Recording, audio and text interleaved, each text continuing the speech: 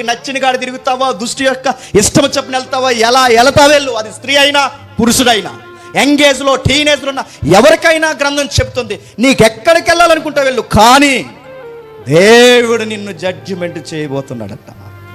దేవుడు నీకు తీర్పు తీర్చబోతున్నాడు. ఆ తీర్పు ఎలా ఉంటుందో జ్ఞాపకం ఉంచుకుని వెళ్ళే ముందు ఈ షరతులు జ్ఞాపకం చేసుకో. కళ్ళున్నాయి కదని నచ్చిందల్లా చూడకు. హృదయం కోరుతుంది కదని నచ్చిన కాడకల్లా పరిగెట్టుకో. యవ్వనం ఉంది కదని ఇష్టం వచ్చినట్టు పరిగెట్టుకో. అవి ఎక్కువ కాలం ఉండవు.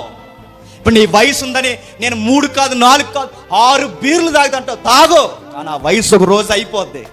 ఆ రోజు తాగలేవు, నీ ఆరోగ్యం పోద్ది. ఆ రోజు నువ్వు అనుకుంటావు ఎందుకు తాగానరా అని. నీకు ఇచ్చలవిడి ఆ హిప్ కల్చర్లో నీకు విచ్చలవిడి శృంగారం చేయాలనిపిస్తుంది, చేయి. కానీ గుర్తుపెట్టుకో, దాని వెనకాలే వ్యాధులు నిన్ను తరుముకొస్తాయని మర్చిపోకు. నీ దేహాన్ని చరిమేస్తాయి. ఎంతమంది యువతున్నారు తెలుసా? చెప్పలేక సిగ్గుపడి ఎంతోమంది యవనస్తులు ఈ గవర్నమెంట్ హాస్పిటల్ వెనక్కి మాస్కులు కట్టుకుని, ముసుగులు కట్టుకుని, కచ్చీపులు కట్టుకుని, క్యాప్స్ పెట్టుకుని HIV మందులు తీసుకోవడానికి వస్తారంటే నమ్మగలరా?